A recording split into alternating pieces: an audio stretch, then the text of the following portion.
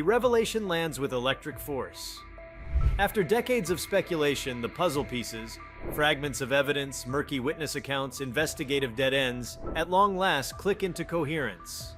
Something that whispered secrets for so long now speaks plainly. That shiver of knowing when explanations replace speculation is potent.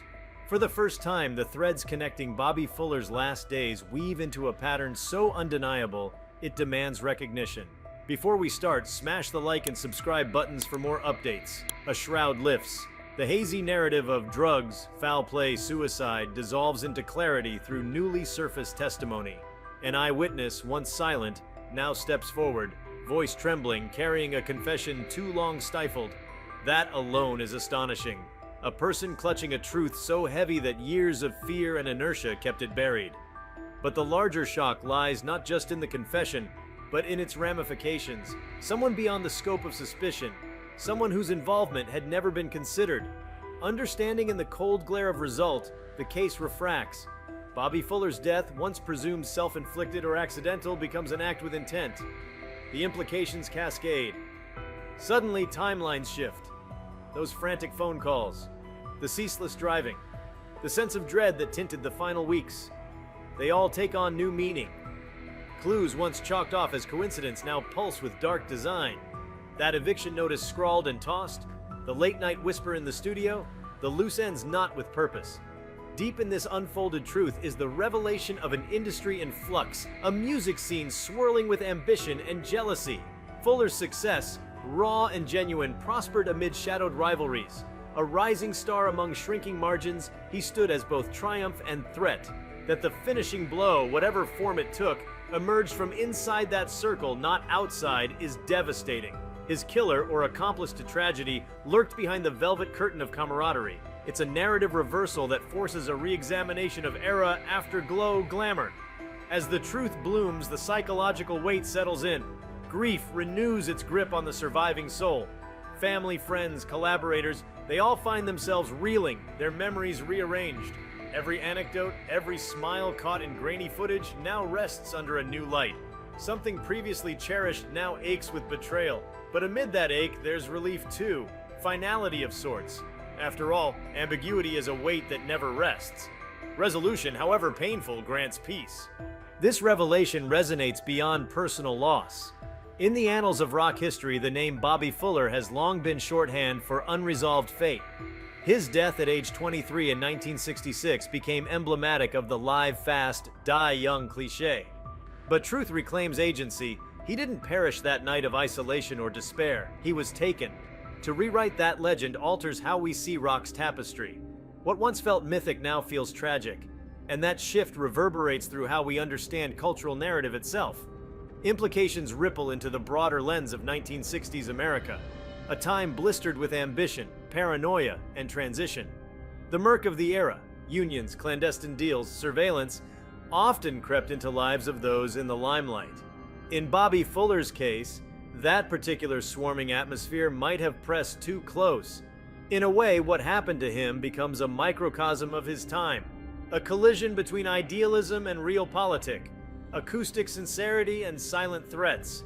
As the final truth settles into place, one observes how justice arrives not through the blaze of publicity, but through patience, persistence, and timing.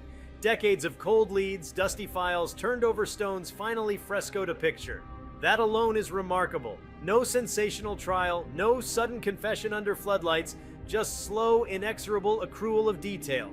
The moral here, subtle yet profound, is that time sometimes nurtures truth better than urgency ever could. This closing chapter on Bobby Fuller reframes his work too. Songs that once whispered youthful longing now coruscate with irony. Echoes of potential extinguished. Listeners, new and old, will hear his music differently. A voice that sounded like promise now carries fragility and finality. That unsuspecting melody becomes a requiem, a reminder that creativity often blooms brightest when held against mortality's edge. This resolution also forces a re-examination of legacy. Historians, biographers, documentarians, they all face a rewriting of narrative. Books once penned on conjecture now require footnotes of confirmation.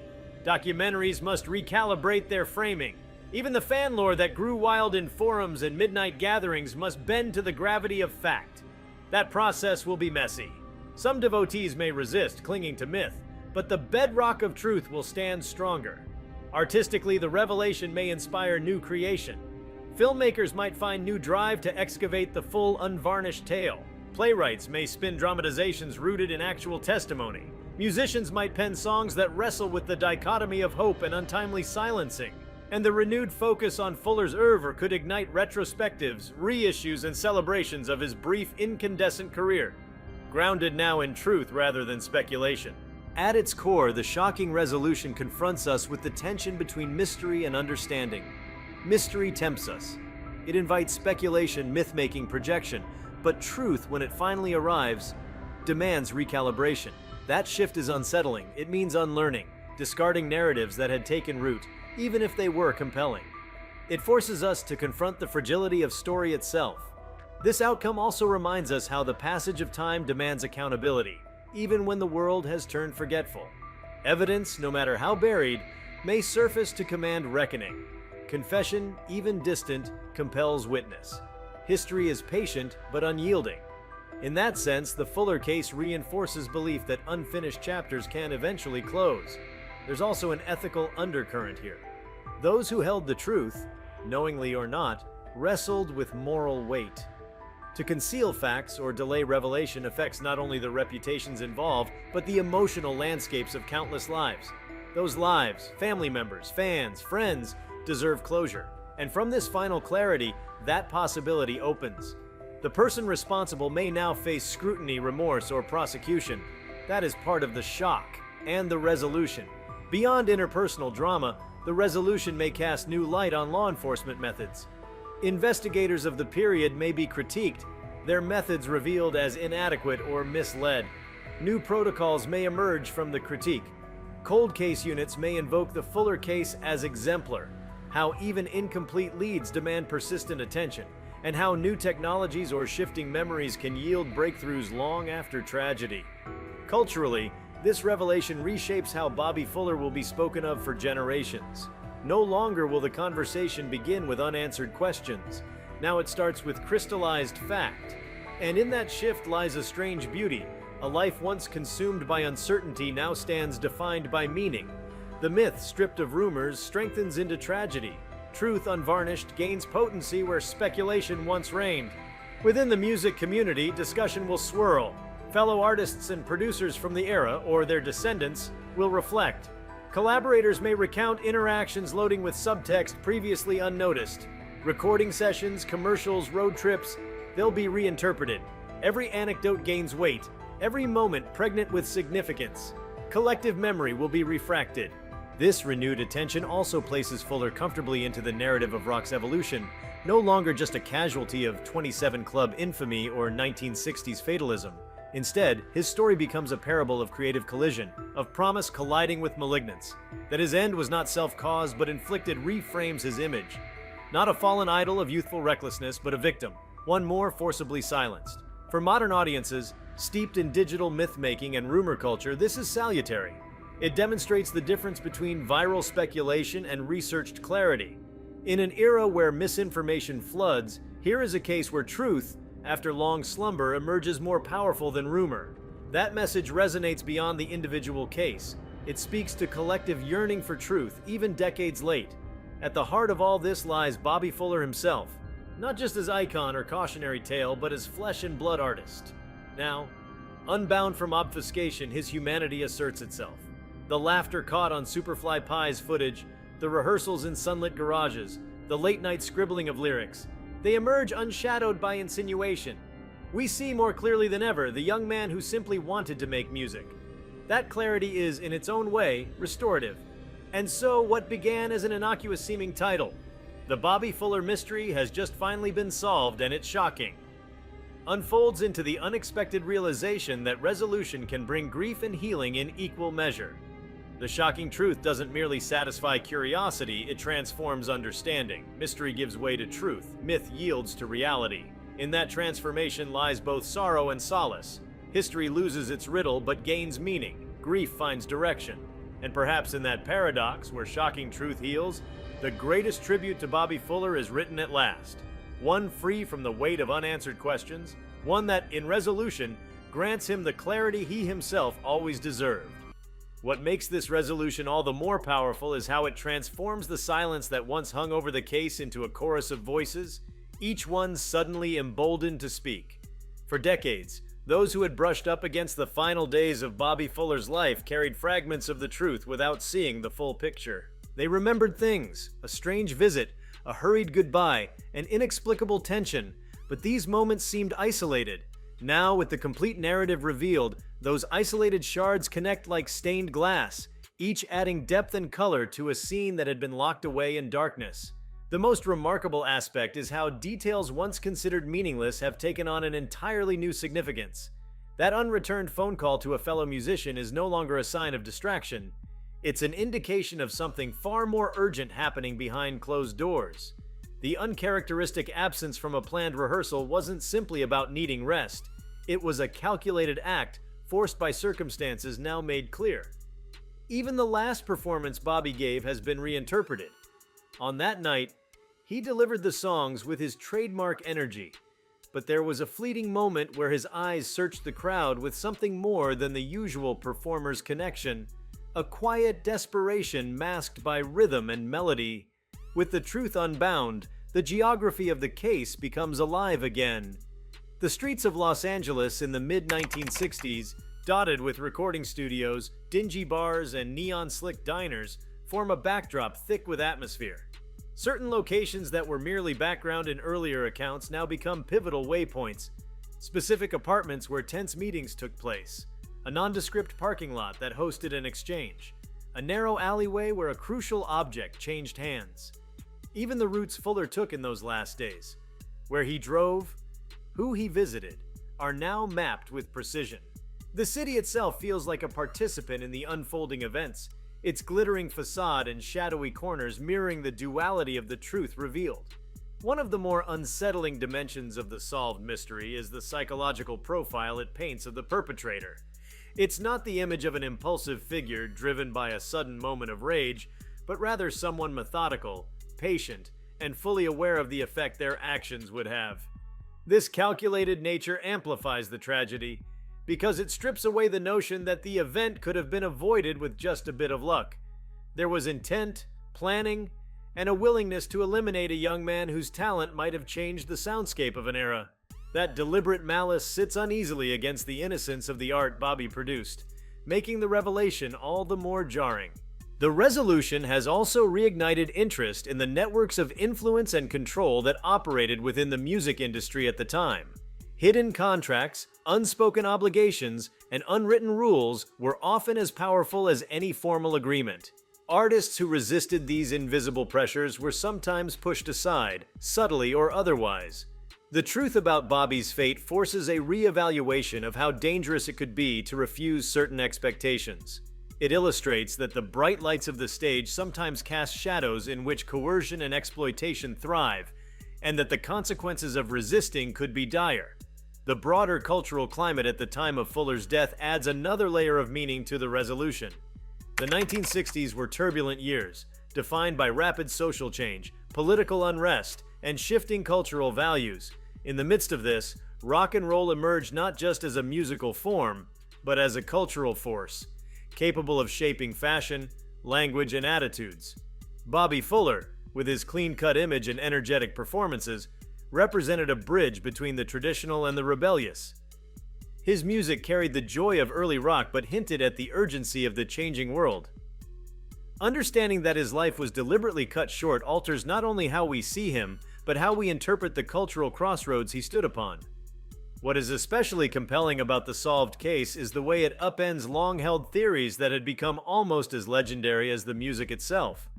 Over the years, speculation had hardened into unofficial truths in the minds of many fans and writers. Some were convinced the cause was self-destructive behavior, others believed in a purely accidental sequence of events.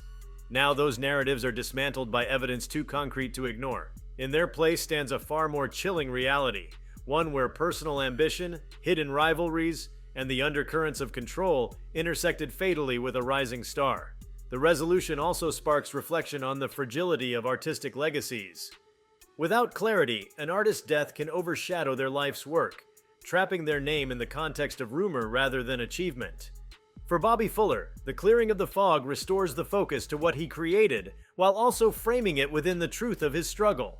This shift matters because it allows future listeners to encounter his music without the distortion of misinformation, understanding instead the stakes at which he was working and living. It is equally striking how the passage of time did not erode the potency of the evidence that ultimately led to the truth. Certain artifacts, overlooked for decades, were preserved with almost accidental care: a forgotten envelope in a private archive, an undeveloped roll of film tucked into a box, a scribbled note in the margin of a studio ledger. These artifacts, once innocuous, became crucial once the right context was applied. That speaks to the enduring nature of truth. Even if buried, it can persist in physical form, waiting for the moment it can be understood. The human stories behind the resolution carry their own weight. The investigator who refused to let go of the case despite being told repeatedly to move on. The archivist who stumbled upon a mislabeled tape that contained a pivotal recording. The witness whose conscience eroded their silence over the years. Each of these figures is part of the intricate machinery that finally revealed the truth.